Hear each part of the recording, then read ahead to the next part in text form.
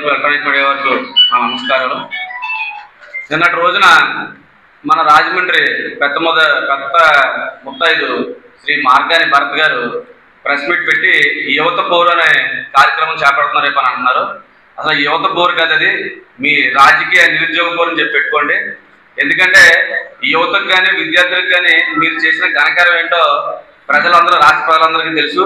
అసలు యువత కోసం మాట్లాడే నైతిక హక్కు కానీ ఆ యొక్క అర్హత కానీ మీకు లేదని చెప్పి ఈ సందర్భంగా తెలియజేస్తున్నాం.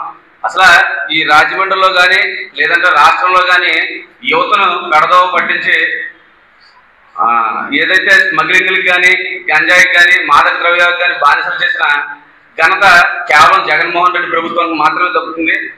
ఈరోజు ఏదైతే తెలుగుదేశం పార్టీ ప్రభుత్వం ఉందో, ఈ ప్రభుత్వం వచ్చిన తర్వాత అవన్నీ కూడా అరికట్టి యువత ఒక భవిష్యత్తు కోసం, రాష్ట్ర అభివృద్ధి కోసం యువతకి ఉద్యోగ అవకాశం ఎలా కల్పించాలనే ఒక ఉద్దేశంతో రాష్ట్ర ముఖ్యమంత్రి నారా చంద్రబాబు నాయుడు గారు కానీ లేదా నారా లోకేష్ గారు కానీ మన దావోస్ పర్యటనలో పరిశ్రమలు తీసుకొచ్చిన ఉద్యోగ అవకాశాలు కల్పించే విధంగా కృషి చేశారు. గతంలో మీ యొక్క ప్రభుత్వంలో మంత్రులు ఏ విధంగా దావోస్కి వెళ్ళి -డిగ్రీ చలిలో ఉండలేక కనీసం ఈ రాష్ట్ర ప్రజలకు ఒక ఉద్యోగం తీసుకొచ్చిన పాపన కూడా బాలేదు. ఉన్న పరిశ్రమలు కూడా తల్లిపోయే పరిస్థితి. అసలు మీరు యువత కోసం మాట్లాడుతూ ఉన్నారు ఫీజు రీయింబర్స్మెంట్ అని. మీరు గత ప్రభుత్వంలో అసలు ఫీజు రీయింబర్స్మెంట్ ఏమైనా విడుదల చేశారా? సుమారు 4,200 కోట్ల రూపాయలు బకాయిలు ఉంటే ఆ బకాయిలు కూడా కూటమి ప్రభుత్వం వచ్చిన తర్వాత 788 కోట్ల రూపాయలు విడుదల చేయడం జరిగింది. ఇవన్నీ కూడా ఒకసారి మీరు గమనించి దాన్ని బట్టి అసలు యువతకు మేమేం చేసాం, తెలుగుదేశం పార్టీ ప్రభుత్వం ఏం చేసినా ఒకసారి ఆలోచించాలి. 2014, 2019లో తెలుగుదేశం పార్టీ హయాంలో 16 లక్షల మందికి ఫీజు రీయింబర్స్మెంట్ ఇస్తే మీరు కేవలం 9 లక్షల మందికి ఇచ్చి అది కూడా విడతల వారీగా రిలీజ్ చేశారు. దాంట్లో 7 లక్షల మంది పేద విద్యార్థుల భవిష్యత్తు నాశనం చేశారు. ఈరోజు ఇక్కడ మార్గాని పత్రం మాట్లాడుతూ ఉంటాడు.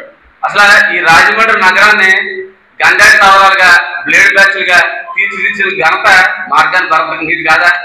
ఈరోజు వెనకాల ప్రెస్ మీట్లో కూర్చుండేవాడు ఒకడేమో మహిళల మెడలో చైన్ దొంగిలిస్తాడు, ఇంకోడేమో రాజమండ్రి నగరంలో కత్తిరేసి తిరుగుతూ మహిళలను పొడిచేస్తామని బెదిరిస్తాడు, ఇంకొకడేమో అప్పు తీసుకొని అడిగిన వారిని దాడి చేస్తాడు.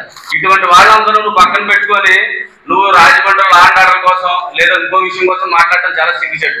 ఒకసారి నువ్వు ఏం మాట్లాడుతున్నావో ఏంటో ఇది ప్రజలు చీకొట్టినా కూడా ఇంకా సిగ్గు లేకుండా మైక్ ముందుకు వచ్చి నేను ఉన్నానన్నట్టుగా నెలకోసారి ప్రెస్ మీట్ పెట్టి ఏదేదో అవుతూ ఉంటావు. అసలు సంక్షేమం, అభివృద్ధి అంటే తెలుగుదేశం పార్టీ. ఇవన్నీ కూడా ఒకసారి ఆలోచించాలి. ఈరోజు